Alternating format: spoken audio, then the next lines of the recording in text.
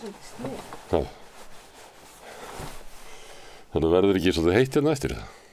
Ertu í svona loðfeldi við upptökur?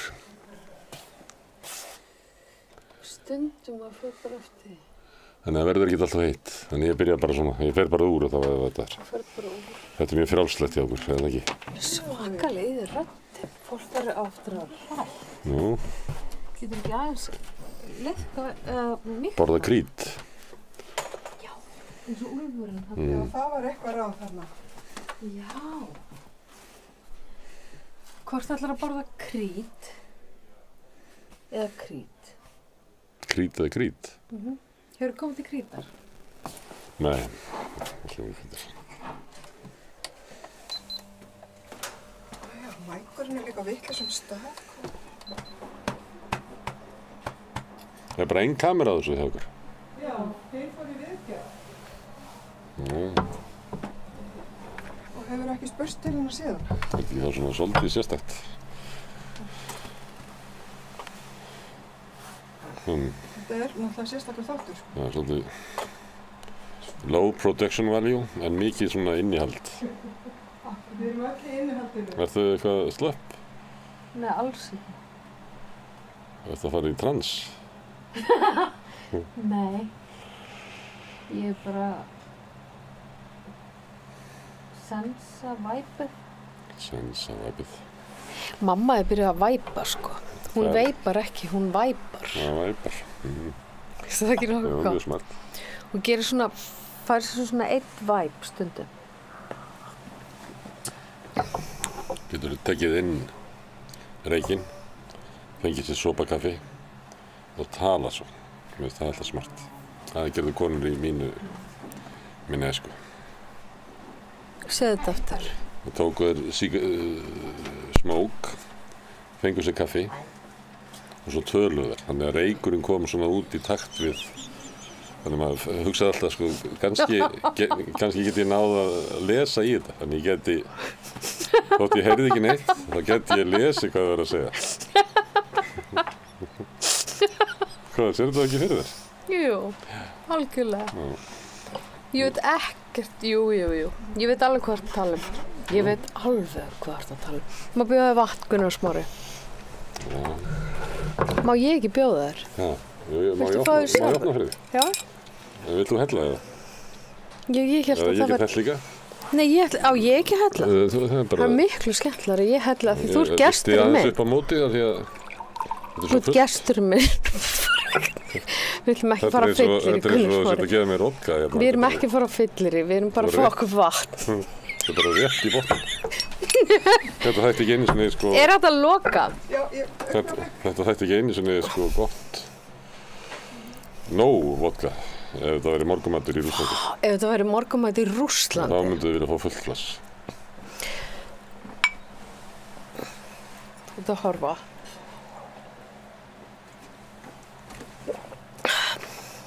Hvernig fannst þér þetta vatn? Svolítið staðið. Veistu hvað? Ég byrjaði á því að setja þessar flöskur alltaf í ísskáp af því að það er ekki nógu kalt vatn.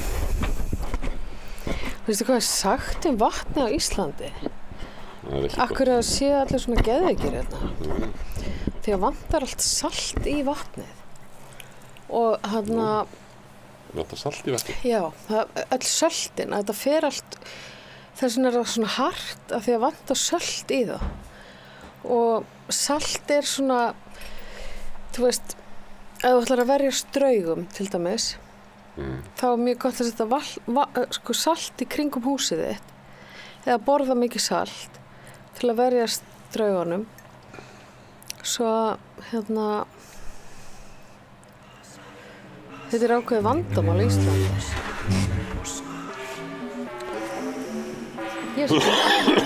Hasar með grimma og snar.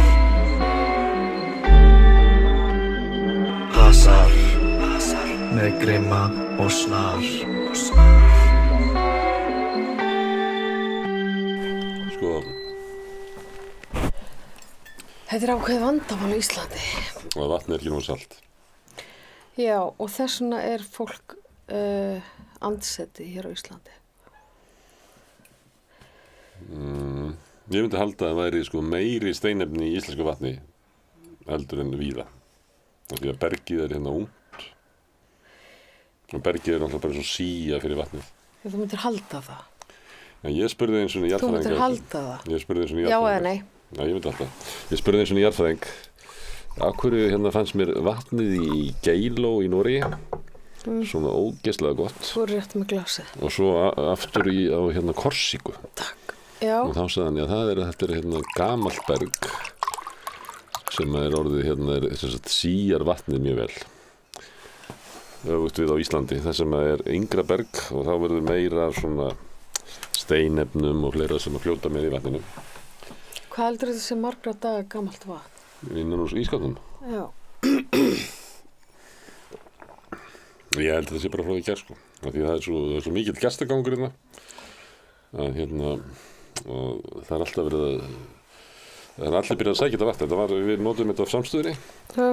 Settum þetta inn að því að þetta var einhver þráhyggja í mér að vilja að þetta vatnið í krónunum ekki nógu kalt.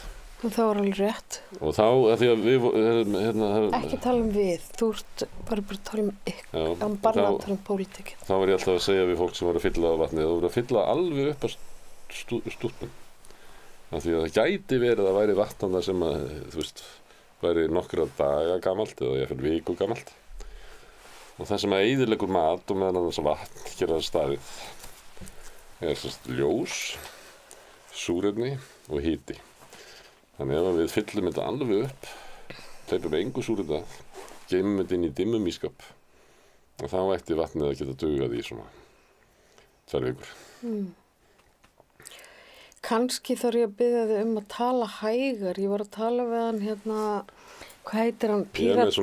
Ég get ekki tala hratt núna því ég er með kvef. Já, en sko, hérna, ég var að tala við hérna píratagörinn, hvað heitir hann? Björn Leví.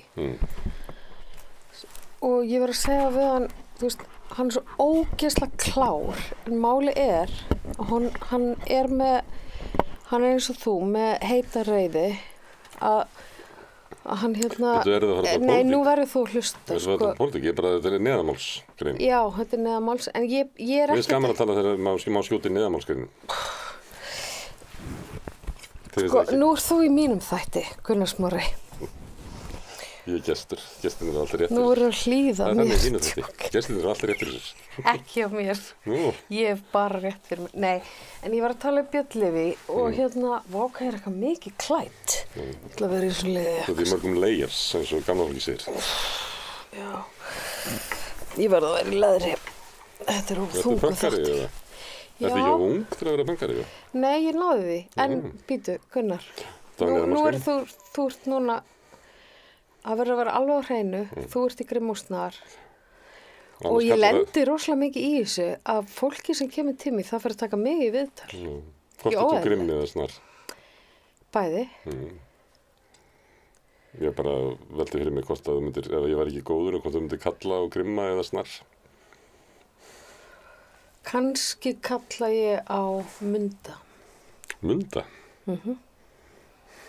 Það er svona ímyndaður vinur. Ég sko. Nei. Heyrðu. Áttu svoleiðis? Sko, hérna, við vorum að tala um hérna Gunnar. Við vorum að tala um... Það er svolítið Grimm og Snar og Gunnar og Smári. Það gæti verið systur þáttur. Eða bróður þáttur. Gunnar og Smári og Grimm og Snar. Já, rétt. Það er svona sami... Þú ert mjög svona creative thinker. Í þessu? Nei, bara svona... Held ég eins og þú kemur fyrir sjónir það ertu... Það myndi ég segja kannski að þú væri mannvera sem væri hæfur. Ég ætla ekki að orða það öðruvísi. En svona capable, þú veist, hæfur. Nefnir sem gestur í Grimm og Snar, að ég gríf fram. Það er ógeðslega lélög, það bara komið strax í ljós, það var bara náttúrulega mjög. En þú ert komin strax í keppni, þetta er keppni. Erum við í keppni?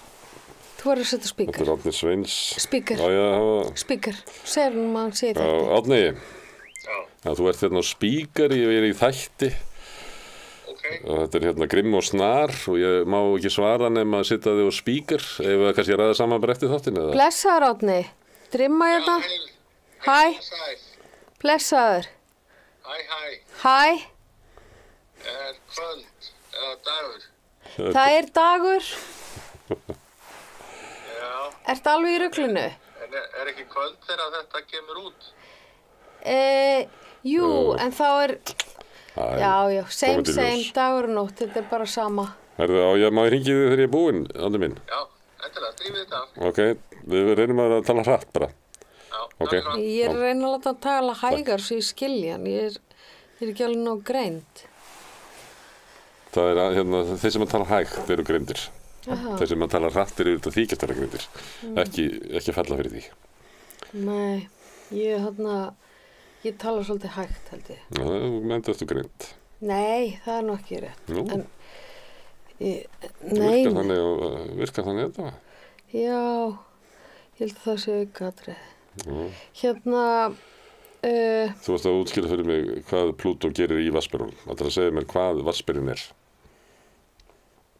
já, hann er, veistu það, í alvörunni, ég veit ekkert svo mikið um þetta. Ég er ekki að djóka, sko. Nei, í alvörunni. Ég bara, þú veist, að því þetta er svona kerfi og þetta er svona patterns og ég er ekki nógu góð þar. Ég er svo sterk í abstrakt, ekki patterns. Eða kannski, ég veit það ekki. Anyway, snúm okkur að þér. Hérna Gunnar Smári, þú ert með heita reiði. Ég setti fyrir því prófaðan og ég spurði hvort viltu turmeric sem er heitt eða myndu. Og þú Te, vald- sko. Ha, te.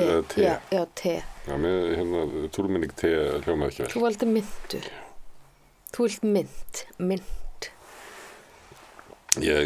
Myndu te er svona svart te með myndu og miklu hérna hunangi er mjög gott. Já. Það maður hellir í Það er svona út af- hátt, þannig að út af- maður náir súrefni inn í það. Það er út af heitri reiði, svo með. Og fólk sem heita reiði, þá er rosalega gott, þú veist, til dæmis fyrir þig, þú ert að ganga í miklum kulda, að slaka á. Það verður að vera alveg slakur til að þóra kuldan og helst, ef vel ætti að vera, ætti þú og Björn, hvað heitir hann? Björn Ingi? Nei, Björn Ekki hérna Viljan. hinn, já, hvað heitir hinn? Þarna? Björn Leví. Björn Leví, Já. þið ætti að fara saman í kaldapottin í sundhöllinni og og vera svona mana hvern annan upp í að vera, veist, hálfa mínútu, eina mínútu, fara á mótnana og ræða málin.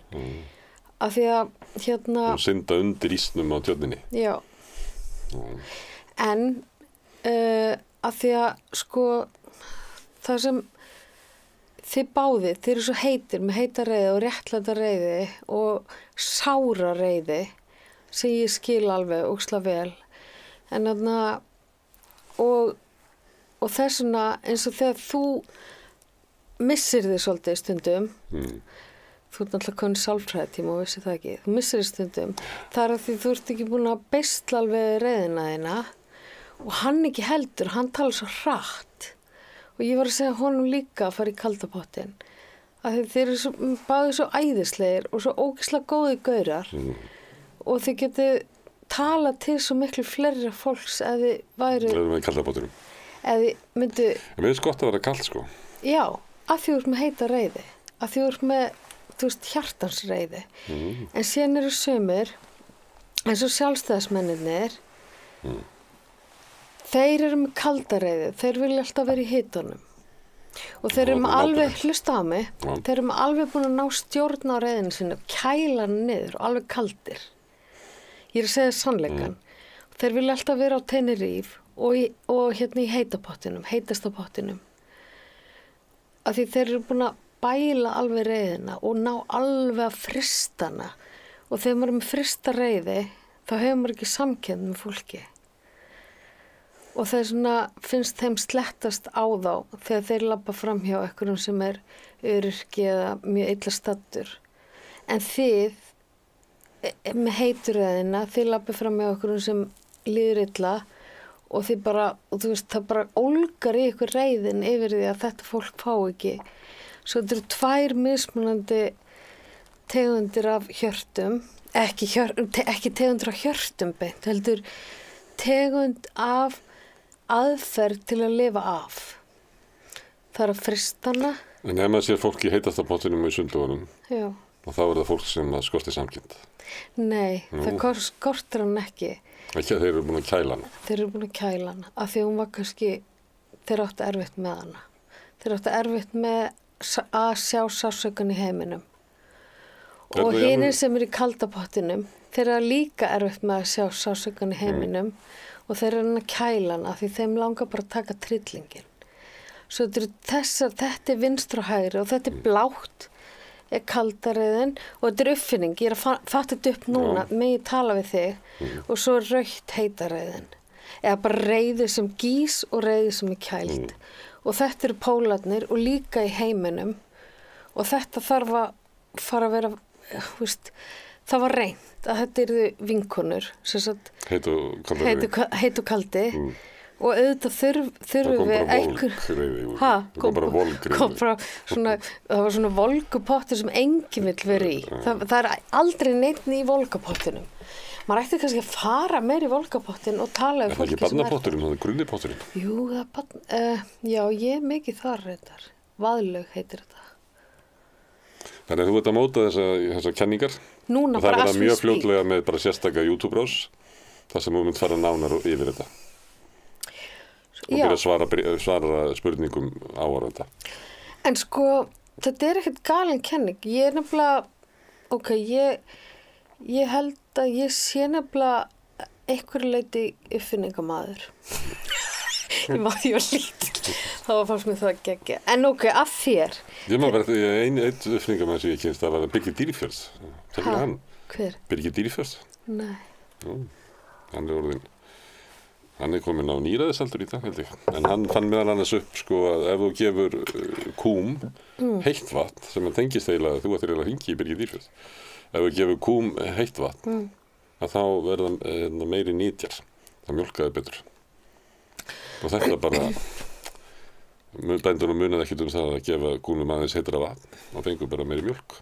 Þetta fann Birgir Dýrifjörð upp, ef ég man rétt. Þetta er ekkert galið sem ég er að segja, Nei, ég ætla að vera að hringja í Birgi Dýrifjörð þetta með heit og köldu reiðina. Sko, það er allavega að vita að það er til að heitur og kalda bólgur í líkama fólks. Og það fer eftir hvort þú kælir eða hitar. Og ef við ekki sé í apóteki þá er þetta að fá svona hot og cold. Það fer eftir hvort sem er heitabólgur eða kaldabólgur. Það er ekki alltaf sniðugt að setja heitabóka. Stundum er betra að setja kalda bakstra. Já, af því stundum ertu með heitabólgur og stundum kaldar. Og svo erum við náttúrulega, ef við erum vel gerð og því betur sem við erum í að vera flexible, bæði sækiki okkar og við bara sjálf, því dýnamískari erum við. Og svo að auðvitað stundum heitt, kalt, stundum volt eitthvað. Það er ekki til volgir bakstrar, þeir eru ekki teknir. Þannig að þetta er eiginlega, fólk sækist annarkvort í, þetta eru öfganir, Fólk vil annarkvort að hitta það kalt.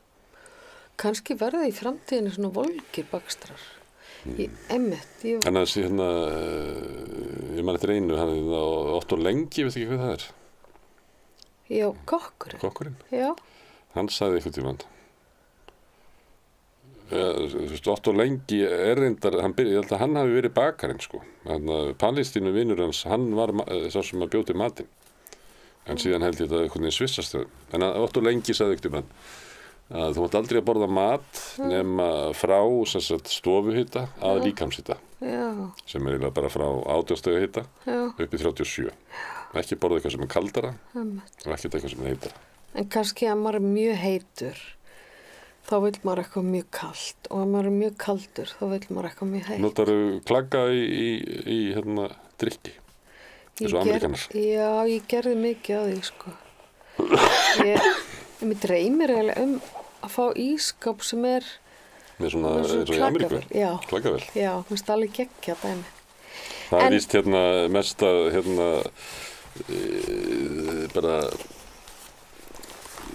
af því að það er svona, hvað heitir það, slöngur Já, sem þú tengir í kalla í vatnið. vatni, já. Og þetta, það er liggja þarna einhvern veginn svona plastslöngur. Þetta er sko mesta gróðrastía fyrir svona einhverjar örveru gróður og eitthvað fleira. Eru það Það er ekki í þessum ágætar? klakavélum. En eru það ekki ágætar þessu örverur? Ha, Kannski eru það bara ágætar kannski þessu er það örverur. gott sko. En manni sýnist það ekki á Ameríkunum að þeir hafa haft gott af þessu. Þeir eru eitthvað svona vanstiltir. Þeir drekka klór, sko. Já. Drekka, sko, ekki, Nei, setja í vatnin. skilur mig. Eins og Íslendingar gera það náttúrulega í sundlóðunum. Bara í gegnum húðina, mennur það? Já, svelgist aðeins á. Já, sé bara sama að okkur og Ameríkanum. Þetta veit ég Kannski erum við að fá jafn mikið klór í okkur. Nefna Seltjarnarnesi, þar er salt í Ha? lauginni. Nei, ekki. Hvar?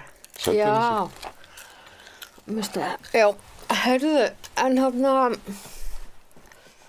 já, hvað þegar þú varst lítill, hvaða leikjum varst í, svona hlutverkaleikjum og svona? Varst að þykjast vera, ég var mikið verið svona spæjari og uppfinningamaður og svona, Varst þú? já, Ég man ekkert svo vel eftir mér sko. það ekki.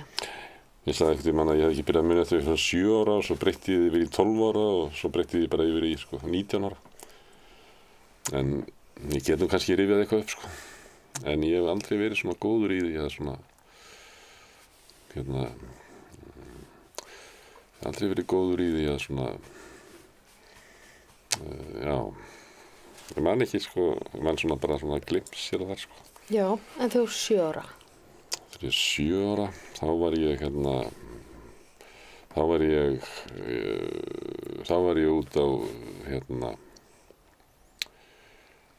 út á Seltjarnarnesi í Lambastaðahverfinu. Það er hverfi sem að þú kemur yfir vegamótin.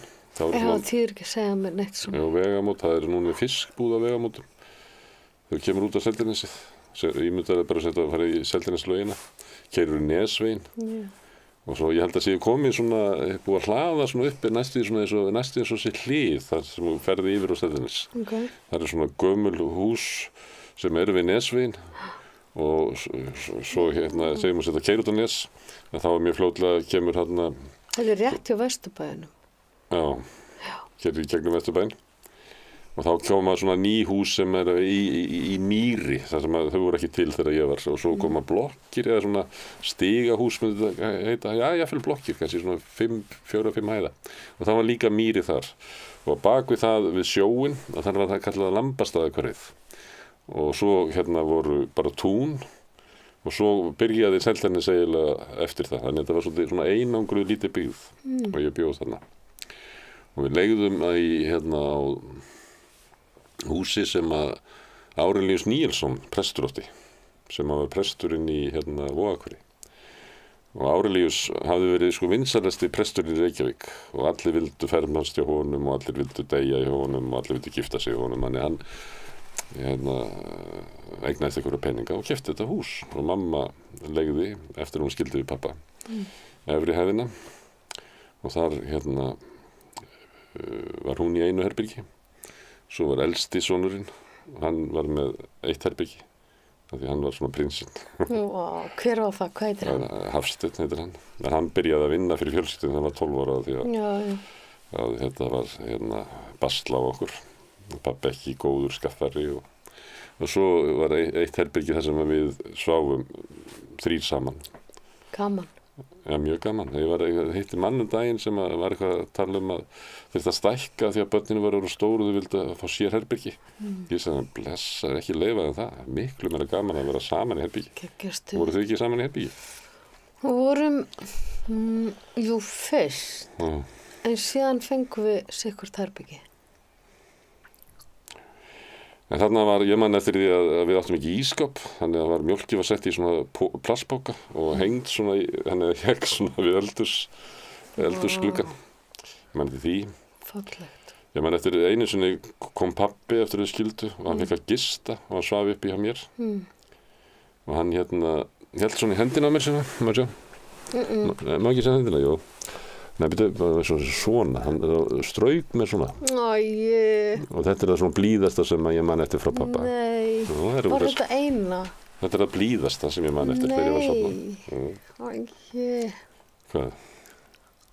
er þetta blíðasta sem þú manst Frá eftir pappa þegar hann var að svæfa mig með því að Já. strjúka svona. En knúsaði hann þig aldrei? Nei, hann var svona, hann var samt svona, hann var góður maður. Já, ég veit. Hann var mjög drikkveldur Já, og hann svona brást mér oft og svona. hann er kannski verið með broti hjarta. En ég ætla að segja þetta með, hérna, hann hélt svona puttun á mér, hann gerði svona strauk svona. Og svo þegar mamma lá banaleguna, þá var hún hérna með mikið svona minnisklöpp og var umlega mjög fallegt. Af því að hún var eiginlega bara svona hverfa inn í æskuheiminn sinn, sem að var alltaf við henni hérna hinn góði tími, það var þegar hún var barn. Og svona mesta lukka lífsennir hafi verið ættleidd til foreldra sinna. Hún kom til þeirra þegar hún var 2 ára. Hún lýsti því alltaf sem hvað hún hafi verið heppin.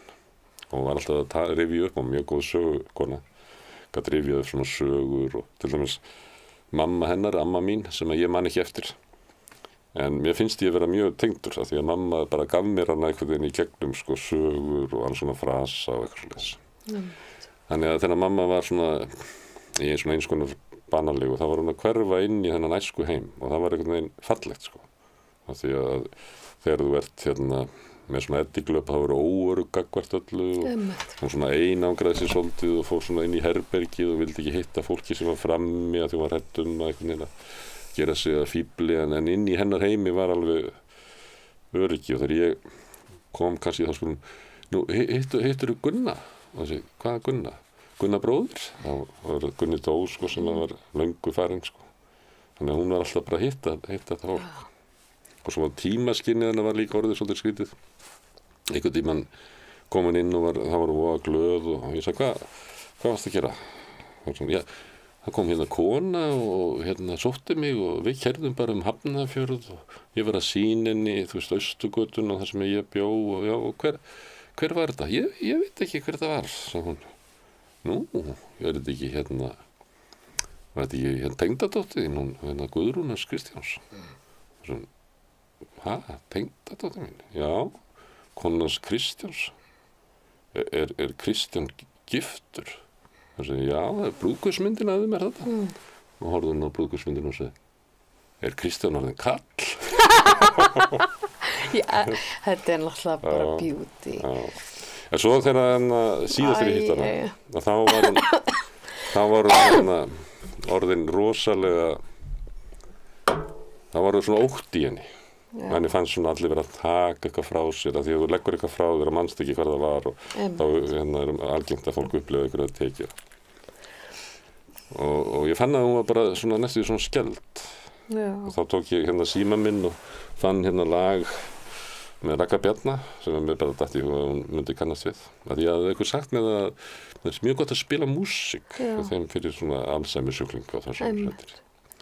Þannig ég spilaði hérna Senn fer vorið á vængjum yfir flóa. Þú eru að fá krít áður og syngur þetta. Já, svo tók ég hérna höndin á henni og gerði svona eins og pabbi hafði gert við mig og hugsaði, pabbi hlýtur hafi gert þetta við hana einhvern tímann. Þegar hann vildi vera blíður mömmu. Og þá gerði ég þetta við hana. Og þá slaknaði alveg á henni og hún horfði á mig og sofnaði. Þetta var síðasta skipti sem ég sá hana. Þetta er sagan hérna, hvernig pabbi snerti mig. Þetta er rosa fallegt. Þetta er líka svona eitthvað intuitive hjá þér að skilja þetta, að sjá hana og líka leyfa hana að vera þarna.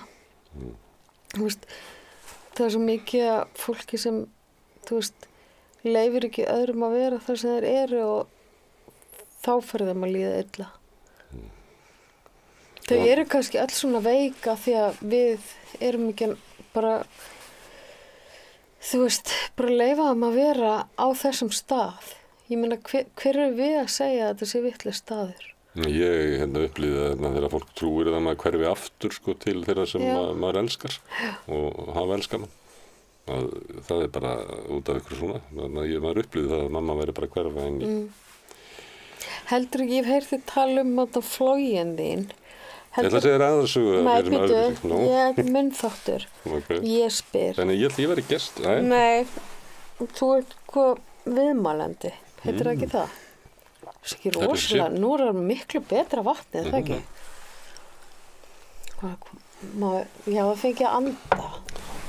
Ég ætla að segja þetta söguna 4 bjúgu. Má ekki segja sögu 4? Nei, takk. Þau fengi að anda vatnið. Vatnið fengi að anda. Já, það er þetta skiptir máli. Þetta var vitleysa sem þú gerðir að, já, þá nei, það er kannski ekki vitleysa, það komist ekki súrefni að, en þá er allavega mjög mikilvægt að hella aðeins af flöskunni og leyfa súrefni að komast að því að annars verður það mjög vont, held ég. Hérna, þú séu hvernig þeir hella teinu í Norður Afríku. Já, já. Og þá hellaðir því, sko. Ég verið þar. Já, hellaðir því svona, sko. Með langri bunu. Og það er til þess að, að það komi súrefni inn í vatnið. Já, mamma því að súrefni er bragðefni. Mamma mín hellir nú kaffi svona, sko. Það er til þess að súrefni komi inn. Og ég hellir kaffi svona, ef ég væri með þannig kaffi. Má ekki segja söguna bjúin? Nei, mér langar að tala annað við þig. Mér langar að tala heldurðu þegar þú varst flogaveikur eða fékkst flogin, þá eru kannski farið í pínu svona psychedelíu. Þú veist, þá eru opnast heilin svolítið mikið. Getur það ekki verið? Ég vissi náttúrulega ekki að ég væri flogaveikur fyrir en... Nei, ég veit, en þú veist, þegar svona gerist, það hlýtur bara, þú veist, það verður eitthvað rosa tenginga. Þá eru kannski, þú veist, þá er kannski heilin að það opnast alveg. Ég veit það ekki, ég er bara að pæla. Af því þú ert fyrir eitthvað greindur og svona, einhvern veginn svona, þú ert með eitthvað svona svaklegan huga því þú ert líka með já, greindina og svo ertu líka með svona skapandi hugsun. En síðan ertu líka, og ert góður, sko. Það er svo margir sem held ég halda og sért vondur. En þú veist, þú ert í alvörinu góður, held ég. Þú ert með gott hjarta, eða það ekki? Segðu okkur. Ég þekki ekki fleiri hjartur. Nei, ég held það. Sko. Flogaveikina, sko, ég vissi ekki að vera með flogaveiki fyrir en ég fekk flog. Nei. Það er svona grand malflog og mitt í meðanbild. Þá var ég orðin eitthvað, ég man það ekki, kannski 50. Og maður segir frá því hvernig ég fekk. Já, samt ekki orðið mjög heitt hérna? Nei, mér er svo kallt úti, sko. Nú er ég er hann köld, ég er fann að kæla samkeppni. Ég fór út í myndatökum, eftir ekki. Þannig ég er búin að vera að styttra sig en ég var úti, sko. Já, þú fyrst var myndið tekin úti? Heyrðu, já, ég ætla að segja þér. Já, þú veist að myndi kemur kannski. Myndi? Ég sagði sko við Laufey. Þetta er svona með, þetta er svona læknir. Handanlæknir sem kemur hérna. Já, okay. Sko, að því ég sagði við Laufey og Bogi sagði ekki segja hann ætla að koma. Og ég sagði, ég verð að segja Gunnar Smára að því ég vil ekki hrekkja hann. Af því að hann er svo rosalega bókstaflegur og ég vil ekki hrekkja hann.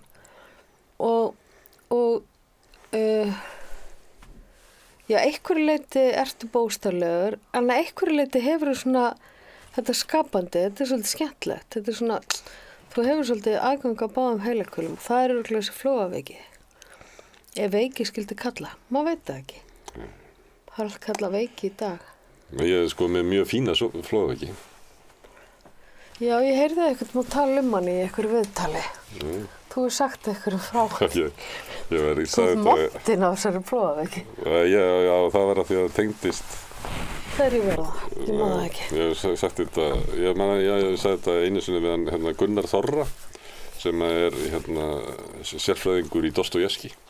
Já, hann er vinur minn, sko. Já, og hann svo sagði ég að því að hann var að segja mig frá Dostojevski. Og þá gæti ekki setið á mér að segja að ég og Dostojevski er með samskonar flogaveiki, sko. Já. Sem þykir búið fín, sko. Hvað heitir hún aftur? Þetta er í Gagnaugaplass flogaveiki. Já, Gagnauga. En þú hefur þá sagt það í einhverju öðru að því ég verði að heyra þetta viðtölu Gunnar Smára. Nei, við... Gunnar Þorra. Gunnar Þorra. að þetta er stundum verið kallað, þetta er í trúarstöðinni Einmitt. og það getur fært svona til skynjun á kunnuleika, þannig að það getur verið hluti af flogakasti að upplifa næstu eins og kraftbirtingar hljóm guðdómsins, að þú sért úr sama efni og allt í kringu þér. Það er sama og Og fylgir því velliðuna tilfinning. Já, það er sama og gerist í Buffo. Manstu horfður á Gísla Martin, síðasta lögut, föstudag eða eitthvað. Nei, er það svona ópera buffa? Nei. Buffo, hvað er það? Buffo, það Bubbi Mortens var að segja, já, ég er að mikrodósa á sveppum, en ég er ekki farin að sleikja froska. Og ef þú sleikir frosk, þá færði þetta eitur, Buffo, og það er froskaeitur sem gerir þetta sama og þetta gagnega flók þitt. Og þú fattar að þú ert einn á öllu. Það er stríði oft fólki sem er að taka svona efni að segja þeir eru bara að reyna að fá flók. Ég veit. Fólki er að framkalla ákveði flók líklega.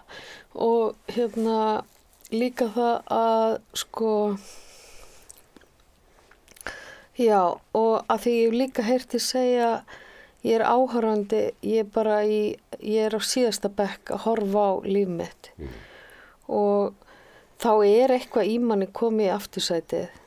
Og þetta eitthvað sem er í manni sem ætti að vera í aftursætinu er þá komið þangað og það er mjög hjálplegt í lífinu að það sé þar. Að það sé þar, að það sé eitthvað að horfa á. Þú veist, að sá sem var, þú veist, að það sem er að horfa á líf manns sé ekki fremst að skyggja fyrir manni. Skilurðu mig? Að það standi fremst og já, einhvern veginn þannig. Ég þarf að móta þessa hugsun betur, af því þetta er ný uppgötun. Þetta er ný uppgötu hugsun. Ég var þetta, maður kemst alltaf ekki hjá því að vera aðarleikarinn í lífisinu. En ég nenni ekki að vera höfundurinn og leikstjórinn og ensíðu gagnrýnandi. Þess vegna er ég bara áhorfandi og helst að vera svona mjög aftarlega í bekknum. Það líður best þannig. En ég meina það er það sem gerist. Þegar fólk, þú veist, tekur sleiki froska og þú veist, það þarf að taka eitthvað svona kröftugt til að komast, til að vera kýlt þangað, og geta verið það rólegt. Þú veist, af því að það er svona þá kemst það eitthvað mjög hratt, annars ertu kannski all lífið eitthvað huglega og biðja og reyna allt til að komast þangað. Eða fá okkur, Fyrir þá sem nenni ekki að biðja. Fyrir þá sem er ekki með flóðaveiki. Sleiktu frosk. Fyrir þá sem er ekki með innbyggt. Sumum finnst þetta eftir svona verð. Ég man að fyrst eftir ég áttaði mig að vera með flóðaveiki þá fór ég til svona taugalæknar sem eru með þetta. Já. Og þeir bara skrifa ykkur líf. En ég var alltaf að því að ég er náttúrulega alkohólisti, það sem að skipti máli, það var svona eitthvað svona sjúkdómsinsæi. Já, einmitt. Þannig ég var alltaf að reyna hvort að læknar getur hjálpað mér í það að vita, þú veist, hvað á ég að gera ef ég er með svona flóðaveiki og ég að gera eitthvað, þú veist. Einmitt. Og svo var ég að lýsa fyrir einum að hann segi, og hvað, færðu svona flóðakast? Það segi, já, svona stundum er svona bara lítil að þá finnst mér eins og að horfa á heiminn í gegnum kannski svona 1 metra vatni. Og stundum er eins og svona vitundin svona fari aðeins út úr mér. Og þá horfði hann á mig og sagði, og ert ekki hræddur? Nei, mér líður bara vel. En ég get gefið þér eitthvað svona bara róandi eða eitthvað. Það var það bara, vildi bara drepa þetta. Einmitt, þetta er svo mikið þetta, þú veist, þetta fólk er svo hrætt við, eins og ég var að segja áðan, þú veist, ef við lefum fólki vera það sem það er, þá þarf það ekki að, þú veist, þá er það ekki veikt. Nei, ég reyndar spurði, ég held að spurt Kára Stefánsson að þessu. Ég meina að því ég hætti að taka lyfin, Ég sá ekki, ég meðst að við erum leiðilegur bara. Virkaði bara svona svipað. Þetta er nýjasta nýtt, spreyja nikotíni í loftið. Finnst það ekki svolítið gott? Já, svolítið. Finnst ekki þægilegt andrúmsloftið? Óbeinar. Það sem að þið líka alltaf best við reykingar, það voru óbeinur reykingar. Algjörlega, ég reykja geta komið öðrum í óbeinar reykingar. Þannig þú byrjað að sprauta á mig. Já, ég reyna svona bara, Þannig ég fá ekki út úr þessu líka. Já, en þarna hefurðu séð þættina sem við reykjum líka? Inn í stúdíunum? Já, þetta er eini þátturinn í heiminum fyrir þetta Joe Rogan sem er reykt. Þetta er allavega eini íslenski þátturinn. Hann er þátturinn. ekki vindlað ekki? Joe Rogan. Jú. Það er svona attitút sko, það er svona kalla. Það er líka attitút að fá sér sík og Við vorum með svona mjóar mentólsígarettur. Já, ég og Sigga Kling sem að sprengir. Sprengir? Já, maður sprengir svona í endan til að fá mynduna. Jú, eins og það gert við þarna rússnesku sígarettina sem við brotið svona tvisvar. Já, það var nú svona pappi, ég man eftir að reykt þær. Það voru svolítið sterkar. Já, gúlvas. Nei, það var ekki gúlvas. Jú, þær voru svona. Æ, maður ekki. Ég reykti alltaf Kamel. Já, fylgtislaust. Svo var einhvers staðar það sem ég var að vinna einhvers staðar, ég held að. Og það sem að ég þurfti að taka 2 strætóa og það var 7 mínútur á milli strætó. Þannig að maður reykti, og maður er svona 5 mínútur að reykja eina Kamel. Þannig að þá kveikti ég alltaf í annarri og það þurfti að drepa í hálfri sígarettu. Þannig að mér fannst þetta að vera óhagstætt. Þannig ég ákvaði að skipta yfir og reykja Pall Mall sem að voru aðeins stærri og var akkurat 7 mínútur að reykja þær. Já. En gallið með Pall Mall að það bæði meira nikotín í þeim og svo er miklu meiri tjara. Já. Þannig að þetta sé svona helmingi meiri tjara heldur en Kamel. Þannig að ég var að byrja að tala svona eins og ég er í dag og gafst upp á þessu. En hvað ætlar að gera við þessar rödd? Fólk verður bara rætt við þig. Annarkvort þarftu að fara til Krítar eða borða krít. Hvort ætlar að gera? Ég söng í morgun hérna Lee Marvin-lagið hérna. Syngur á morgnana? Eða dansa? Myndir þú ekki syngja ef þú myndir vakna upp þessu rödd? Svo söng ég líka hérna Old Man River. Já, meinar. Ég dansa meira. Svona, eða svona, jú stundum syngi smá. Ég hlusta alltaf á tónlist á morgnana. Ég geri það. En þarna... Reykirðu sígarettu áður og fer fram úr eða? Ég reyki ekki. Nú? Nei. Ég reyki bara svona mér til skemmtunar. Það meira svona... Þú selskapsreykingakona? Nei, meira bara eitthvað svona stemming. Þetta er líka svona, þetta er náttúrulega, sko, þetta er medicine. Tóbakið er medicine. Það er lyf. Svo ég notaði kannski meira eins og lyf. En ég held ég sé alveg hægt að reykja fyrir löngu 7 árum síðan. Það er ekki lélegt lyf, sko. Ég byrjaði frekar seint að reykja. Ég byrjaði 11 ára. Já. Ég byrjaði bara, ég nefndi ekki að útskýra það okkur ég byrjaði seint, en þannig er það bara. Örglóta ástarsorg. Nei, það var bara því að ég er svo gamall að það var ekki til gras. Það var bara hass og það var mulið inn í tóbak, þannig ég var bara að byrja að reykja tóbak. Já. Sem hliðar áhrif af Já, hassi. ég skil það. Hvað varstu að gera í hassinu, svona innra með þér? Það man ég ekki. Hvað, innra með mér? Já. Nei, ég var ekki því. Hvað mér er eitthvað svona Varstu ekki... indverska músík og reykja hass og... Já. Nei, ég var bara deyfa. Það er svona hluti bara af skemmtanalífinu, sko. Þetta er líka kannski opnaður hausinn, hugsa ég. Hassið? Já. Nei, ég var ekkert... En þú ert veikur í mjöðminni? Ég fekk það frá foreldrum mínum. Hægri eða vinstri? Ég er búinn að skipta hérna megin, það er hægra. Já. Og hinn er svona, ég veit ekki alveg, það er ekki svona 7-8 ár þá til ég fæ nýja. Var vantarlega að skipta um? Nei, það var ævintýralegt. Fórstu til Svíþjóðar? Nei, ég fór hérna upp á Akranes. Já, fórstu þangað, var það ekki fínt? Mjög. Okay. Og ég skil ekki okkur að þeir ég held ekki að þeir skiptu miklu fleiri mjadmýrandi upp á Akranes. En það er sem er merkilegt það, maður fer, held ég svona, ég fór í uppskurðin eitthvað svona 10 leyti kannski. Já. Og maður er svona kannski 2 tíma, kannski pluss. Og maður er ekki svæfður, þannig að maður er bara deyfður. Új. Þannig að maður heyrði því, sko. Nei, ekki segja. Og svo vaknaði maður við þarna, búm, það sem er að berja, sko, gerfimjöðmuna inn í... Að því þú ert með svona hól. Ok, ef ég læt gera þetta við mig, þá ætla ég að láta svæfa mig sko í viku eða eitthvað. En þú finnur ekkert, þú manst þetta bara eins og draumur. Ég ætla ekki að gera þetta. Ok, en svo vaknaði maður. Já. Og búið þess að skera mjöðmuna og henda henni og setja nýja kúlu og náðu þessu einhvern veginn saman og sauma. Hvað harður af þér? Þú talar eins og þú sérst bara... Nei, það sem er merkilegt, að svo er maður hvattur til þess að bara fara fram úr. Já. Og kvöldið, ég held að það veri svona bara 6-leitið, þá steigi í fótinn. Og mér verður alveg illt þá segir Pældi í þessu. Mér er illt, sko, Ok. en að ég veit ekki, ég bara finn verk í miðminni þegar þú talar þetta. Ég get ekki hort á svona uppskurð í sjónvarpinu, ég gerir svona. Heyrðu, ég fór á bíó daginn. Fór í Bíó Paradís, sjátt á þau. Fór á Substance. Nei, hvað heitir hún? Nei, hún heitir eitthvað. Eitthvað. Ja, hvað heitir hún? Submission? Nei, hvað heitir hún? Nei, eitthvað svona injection, eitthvað. Ég sá þessa mynd. Substitute. Ég sá þessa mynd. Sástu hana? Svo þetta er góð mynd þetta hvað, að því mér finnst sko Þessi er áhugaverð. Ha? Áhugaverð. Það er nú góð. Mér fannst svo góð boðskapurinn. Er það vitlaust að segja það að það var góð boðskapur? Þó að það hafi verið eitthvað vont, þú skilur mig, þá er boðskapurinn góður. Þú fór út í svolítið svona, þetta ekki kallað splatter. Jú, en er þetta þá, segjum að það góð dæmisaga eða? Já, ég held hún vilji vel þessi mynd. Hún vill vel, en er það þá ekki góð boðskapur? Af því að var eitthvað hlegið að því að ég var að segja það? Nei, hver er að ræða þess? Bara einhverjir, skiptir ekki máli. Er fólk svolítið að hlæja þér að því að finnst þú vera svona bernsk og með opið hjarta og... Ég veit það ekki. Það er allt í lagi, mér er alveg sama. Það snerti mig ekki.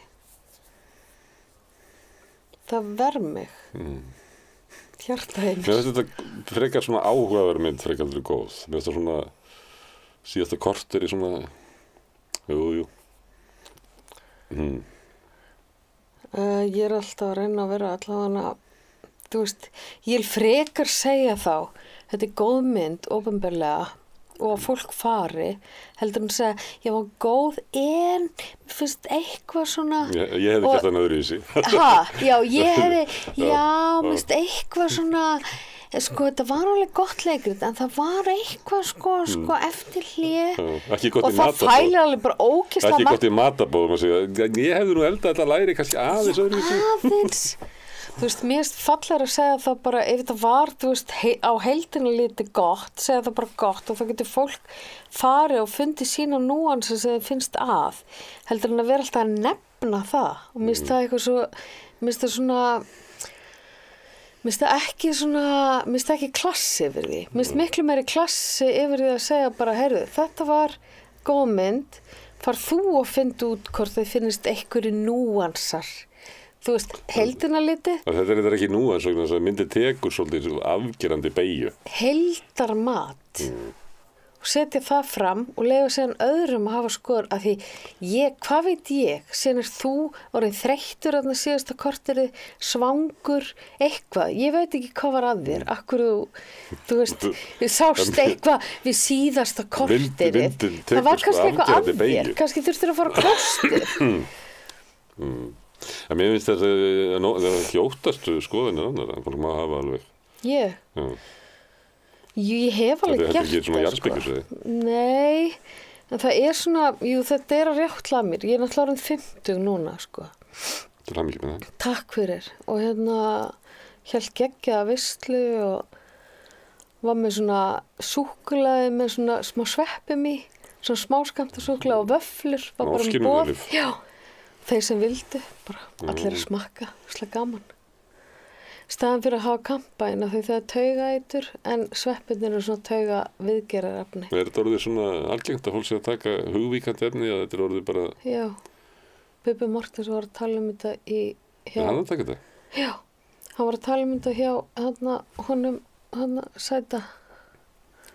Gísla Martini. Gísla Martini. Sem er fiskur eins og Bogi, teknumaður. Já, þetta er orðið mjög algengt og mjög svona bara viðtekið, sko, nema náttúrulega það er alltaf einhverju sem eru með fordóma fyrir öllu og ef þið var ekki með fordóma fyrir þessu og varu bara með fordóma fyrir einhverju, eitthvað til að líta niður á aðra. Er það?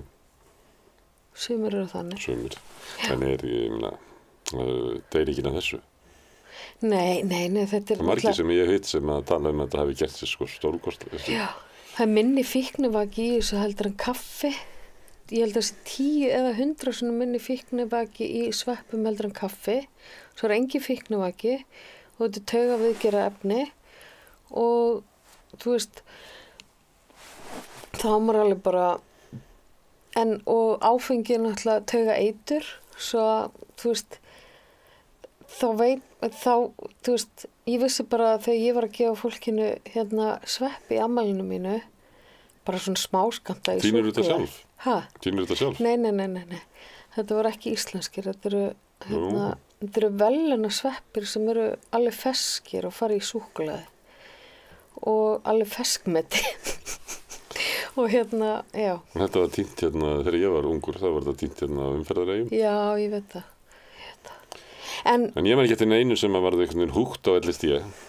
Nei, en ég man eftir hérna, það var svona strákar líka sem að át svolítið mikið að sveppum. Já. Þannig að ég veit ekki hvað varði þá. Þeir eru örugglega bara í Silicon Valley eitthvað. Nei, þeir eru nú hérna, eitt er nú bjó lengi í Berlín og eru fluttur aftur heim og svona frekar Listamaður. við slæma heilsu. Já. En ég man eftir þeim hérna. En hann var kannski verri heilsu, miklu verri hefði hann verið að drekka. Ég er ekki að segja hann að orðið svona út að sveppar og verið.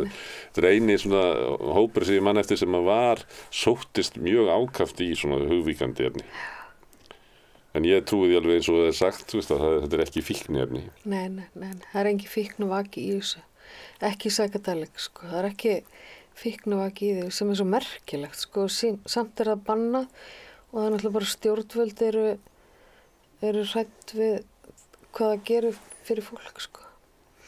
En sko, ég veit ekki hvort að, sko, Mundi var einu sinni komið inn í þáttinn. Hver? Mundi? Mundi. Já. Það var þegar hann hitti, sko, Halldóru Geirhards. Já. Þá kom, sko, Barbara líka. Já. Sástu þáttinn? Ég sá aðeins voruð ekki með nef. Trúsnef. Jú. Sem gerir gott fyrir þátt að gestir og stjórnandi eru með trúsnef. Sko, en strax. Mundi, hann gat ekki verið í þættinum. Hann svo feiminn, sko. Já. Og Mundi trúður minn og hann er eitthvað svo rosalega feiminn að hann gat ekki verið í honum. En ertu að reyna að óta honum fram? Já. Þú vilt hann sé í þætti? Já. Af því að hann er svo skýr og hérna óhræddur og hann er svona, væri bestur til að hafa þátt. Þannig að hann ætti eiginlega stjórna þættinum, ekki þú? Já. Þannig að þú ætti eiginlega í afleysingum hérna fyrir Munda því að hann tristir sér ekki. En nú ert þú ert ekki eitthvað stjórnandi samstöðurnar, eða hvað ertu? Ég kalla það ritstjóri. Ritstjóri. Ég er ekki mjög ákafur ritstjóri, sko. Nei, ég veit það. Þú er rosalega góður af því þú skiptir þér ekkert á eins og Grimm og Snar. Við erum mjög ánægð með það. En núna, þú sérð að það vantar náttúrulega viftu hérna sem skilur er þetta en það er ekki hægt að hafa hann í gangi. Já, þá skemmist hljóðið. Já. Þetta er, ég held að sé í svona stúdíói að þetta sé verið dýrasta tækið. Það er loftræsting sem skemmir ekki hljóðið. Já. Og við erum bara ekki nógu rík. Þannig að við erum ekki með loftræstingu. En gott hljóð. Já. En sko þú samt finnur það að það dregur svolítið af okkur hérna inni í þessu loftlæs. Já. Og er það komið alveg það langt? Ég satt eins og hérna og tók viðtalinn í þessu stúdíu við Ólaf Hauk Símonarson. Já. Og hann kom eitthvað, ég held að hann hafi komið klukkan 12 og ég var með, þetta var á föstudegi og ég var með vikuskammtinn hérna klukkan 4. Já. Og svo var ég búinn að vera að tala við hann hérna og þá til að vera byrjað að banka á hurðina því ég átti að vera komin inn í sko hitt stúdíuð til þess að stýra vikuskammti. Þá voru búin að sitja hérna inn í næstu 4 tíma. Og þegar ég kom út, þá fann ég alveg að það var meira súrefni alveg úti heldur hérna inni. Það fyndi og nefnir þetta viðtala því ég, sko, Gulla, konan hans, hún er með hérna leiklistahóp sem heitir Tjarnaleikarnir. Og ég þekki nokkra í þeim leikhópi og fór með þeim út til Liverpool, bara í síðustu viku. Og hérna... Og Ella, dóttir hans, Ólafs og Gullu, er í þeim leiklistahópi og hérna, og ég sagði mitt við Gullu, já, ég hlusta á viðtali við manninn þinn. Hún sagði, já, vá, hann ætlaði bara rétt að skreppi eitthvað viðtal, svo kom á 4 tímum seinna. Hún er ógeðslega skemmtileg, hún er algjör snillingur. Hún er ekki minni snillingur en hann. Ég þarf að fá hana líka viðtal og hana Brím, af því þið eru að keppa, þó þetta sé ekki pólitísku þáttur. Bara til að fá eitthvað svona... Í hverju er ég og Anita Brím að keppa? Þið eru að keppa í Reykjavík Norður. Já, Skilur ég líti ekki alveg á þetta sem svona keppni, sko. Ha? Ég líti ekki alveg á þetta sem keppni, sko. Ég fekk hjarta frá manninu mínum. Fyrst þú? Bara að miðum degi? Auðvitað, Æ, hann er bestur. gott að vera í Já, ástríku sambandi Já. við ykkur. Ha, já, hann er bestur. Hérna, ástin gerir okkur betri. já, það er bara þannig. Ástin er allt. Og hérna, nú er öld Vassberans. Þú ætlar að útskýra fyrir mig hvað er vassbein. Hvað er það sem Já, Plútó fyrir að brjóta það er- niður inn í vassbeinum? Já, það er ekki að brjóta niður, þetta er svona, ég held að Plútó séu svona umbreytingar. Og þú átt náttúrulega að vera rosalega fegin á hún sem farin úr stengið, að þú er stengið. Og líka Oddný systir mín. Og í gær fór hún úr ykkar merki í 20 ár. Og hún er náttúrulega búin að vera að hamra á ykkur, sko. Ykkur stengið þannig líka, skilur mig, og kerfanum og, þú veist, Í 20 ára, akkurat það? Akkurat 20? sem það verði núna. Nei, sem hann var inn í stengið? Nei, 16 ár, 16 ár. 2008. 2008? Er 16 ára þessi 2008 ár? Er það ekki? Hvað tíminn flýgur. Ég veit það ekki. Reknaði. Nei. 2008 pluss 16. Eru 2024. Svo hann er búin að vera þar síðan 2008 og nú er það tímabil búið, sem sagt kreppudóti. Getur þú gert eitt af því þú skilur svona patterns og þú skilur svona kerfi og svona starffræði og ert líka búin að sprengja upp af því þú ert með þetta sama og hérna Dostojevski, hérna Gagnuðsblaðs, hérna Gagnuðablaðs flóaveiki, psychedelic flóaveiki. Það er svo ákveð tegund af henni, sko. Köllum það bara það. Þú ert búin að fá það og ert með þetta pattern thinking og að þú er smá rófari, sko, og þá getur Orðið gamall. og orðin wise old man, hvort þú getur ekki aðeins fara að kíkja inn í stjörnuspeki. Þú gæti kannski bara einn helgi orðið Það er nóg betri, af fólki sem er í ég því. veit það, en það var svo gaman að fá þína afstöðu af því þú ert með þetta gagnblaðshaugs. Gugnaflaus og ert búin að fara í svona marga krók og kema, veist, í fjölmiðlum, í pólitíkinni, í matinn. Þú skilur, þú er svolítið svona víðan skilning á lífinu. Og hvað vill ég aðtöði sérst? Farir og Já, í lærir stjörnuspeki. stjörnuspeki og kannir þetta svolítið, please, nennir að gera, af því Nei. þú getur bara hendt þessu inn. Þetta er svona krydd inn í öll viðtöl sem þú tekur og bara svona hérna frammi. Ég talaði eins og við Gulla stjórnu. Ég veit það, auðvitað. Ég talaði Men við hann er hann. algjör meistari. En hann var sem að erfitt við það, hann vill alltaf fara að spá,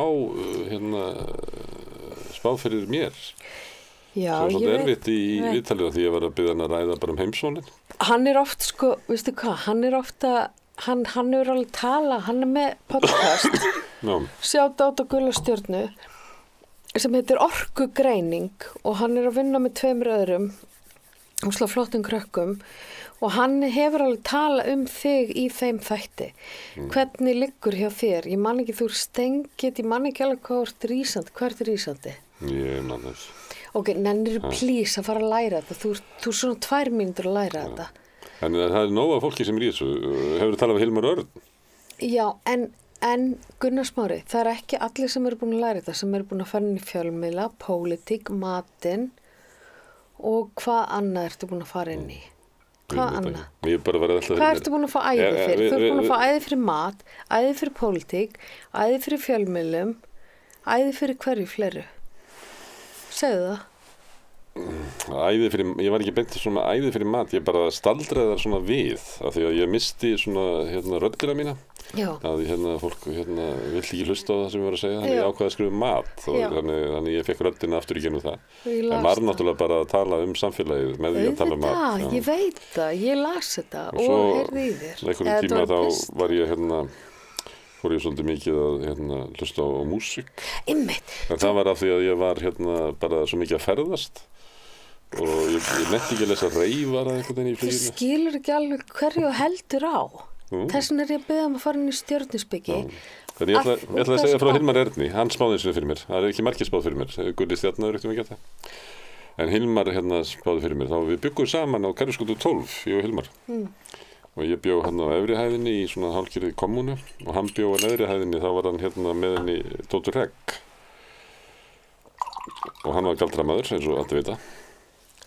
Er hann ekki enda á lífi? Og þá var það þannig að það var fólk sem tengdist fjölskyldunni sem átti þetta og ætlaði að flytja inn. Nei, ómúlegt. Ætlaði að flytja inn og okkur fannst það leiðilegt að þetta var svona góð stemming í húsinu.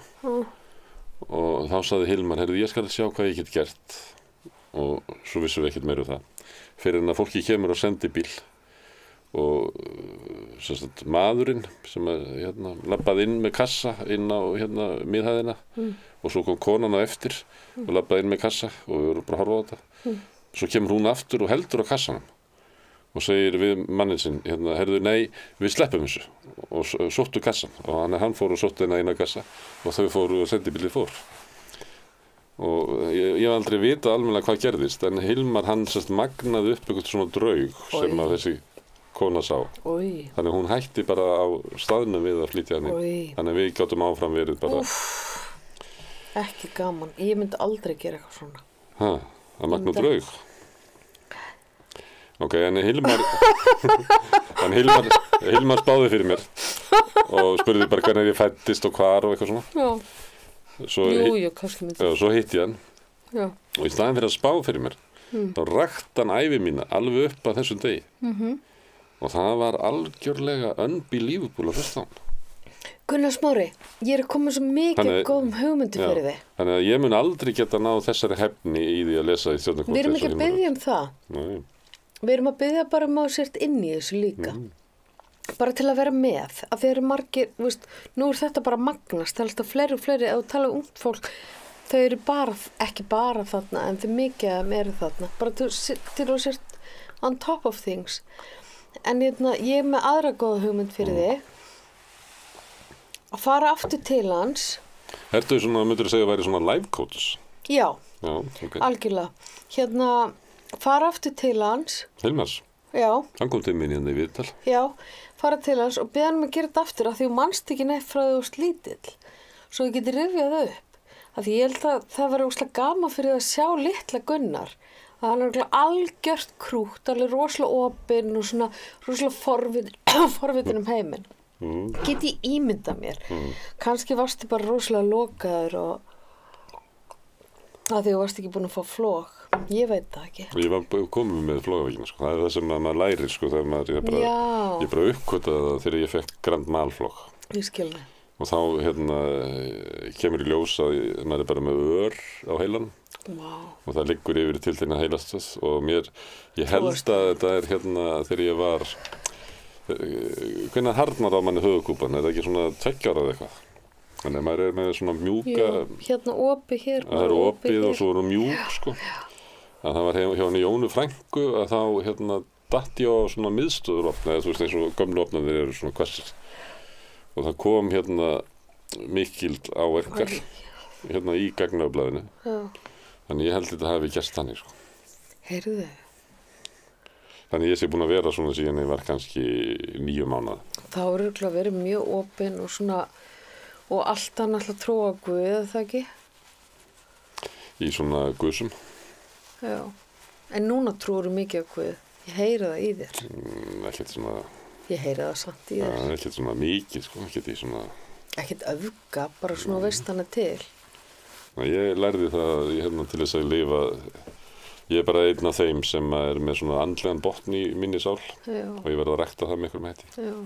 Svo getur annað fólk verið bara öðruvísi samsett, Já, ég veit það. Einmitt það þarf ekki. Sumir eru bara sál þeirra hvílir á einhverjum röglegum kassa og bara til hamingju með það, en ég bara ekki þannig. Einmitt.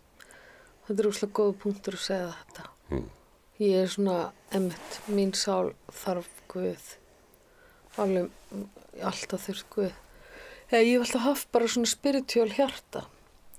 En þarna, þegar þú segir þetta, að það er svona gat einhvern veginn upp þegar maður er lítill. Og svo er höfuðkúpan mjúk, sko, til þess að maður brotni ekki. Því maður er alltaf dett á hausinn.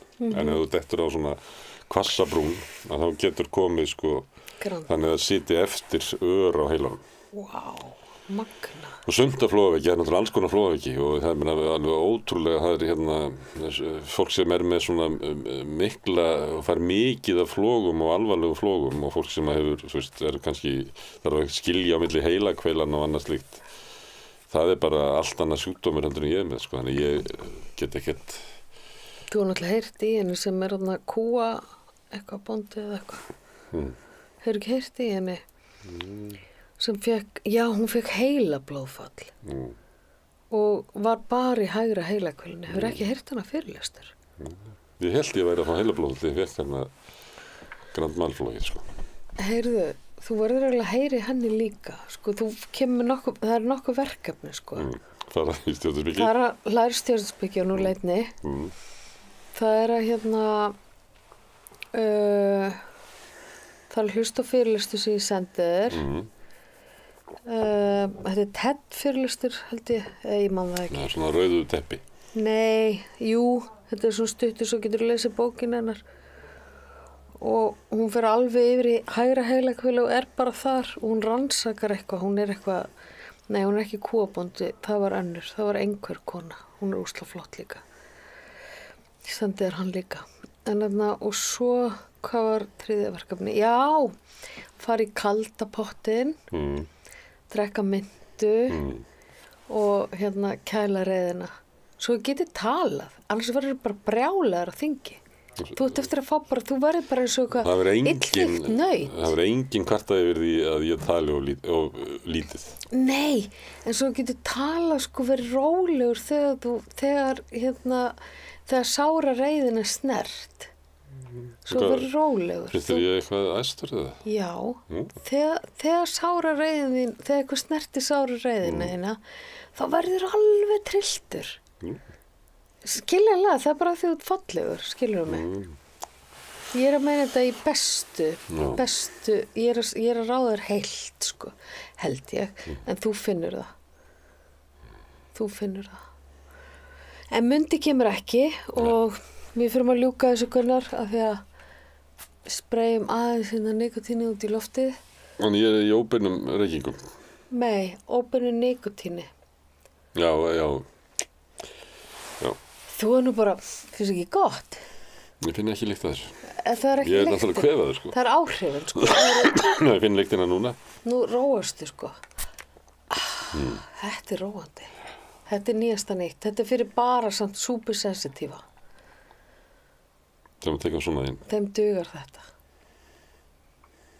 Finnst þér að maður þurfi alltaf að vera að taka eitthvað inn til þess að búa til svona innra jafnvægi? Þetta er svona galdra. Sko Trúir á galdra? Nei, ég trú ekki að galdra. Ég trú á að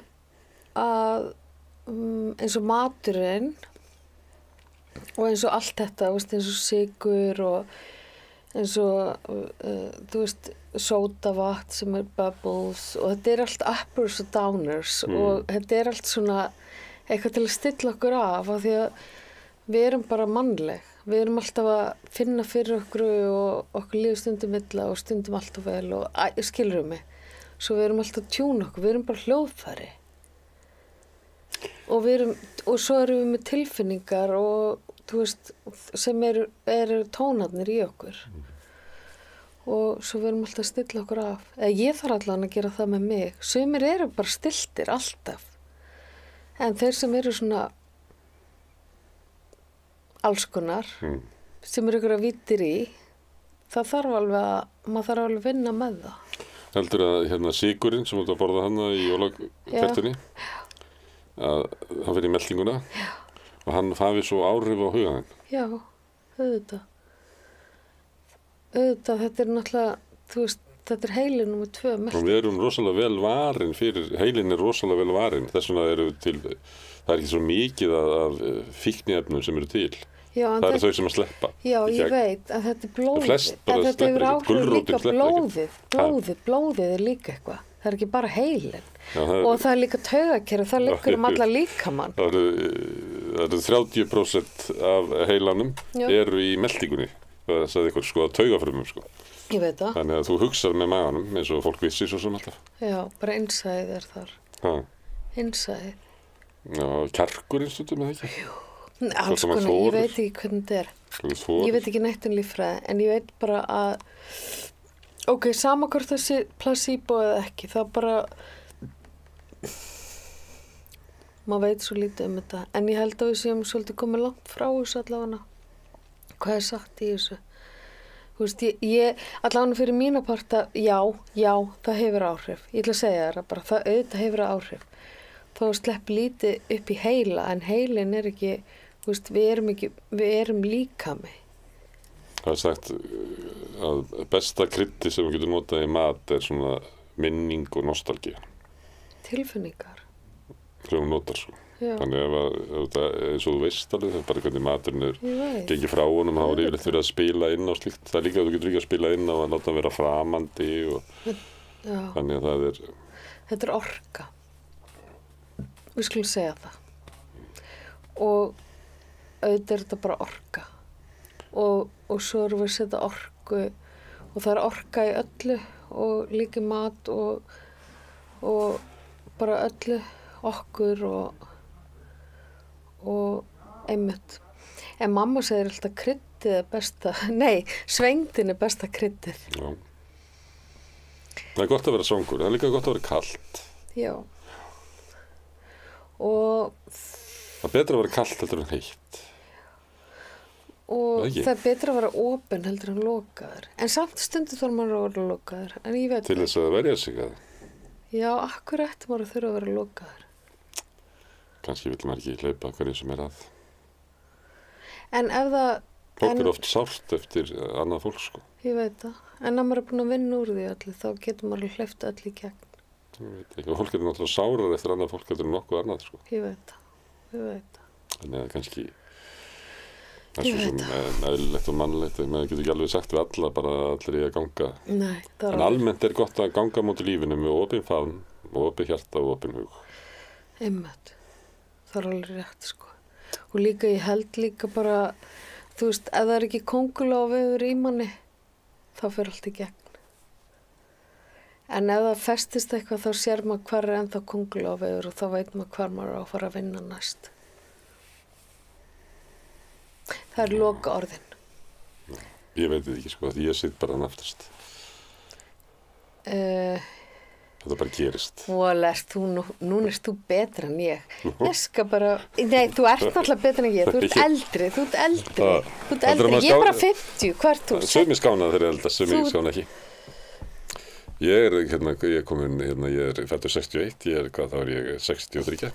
Já. Ég er að verða 64, þá þú sagði Wise Old Man, er ekki 64? Nei, það er 63. Samkvæmt Jung. Þannig ég er orðinn Wise Old Man. Ég er búinn með manndómsárum mín. En sko, Jung var náttúrulega sagði þetta svolítið langt síðan að segja þetta. Hann var meðan að vera lífi. Hú er búinn að koma með aðra niðurstöð. Hú? Mennar þau þarna hljómsveitin Hú? Alþjóða heilbrigðisstofnun. Já. Mér finnst hljómsveitin betri. Mér finnst það bæði gott. Takk fyrir að koma. Takk fyrir. Geggjað að fá þig. Hasar með grimma og snar. Hasar með grimma og snar.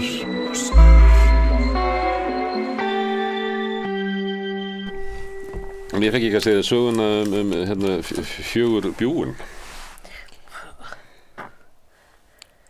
Hrossabjúi eða? Nei, Gunnar Smári.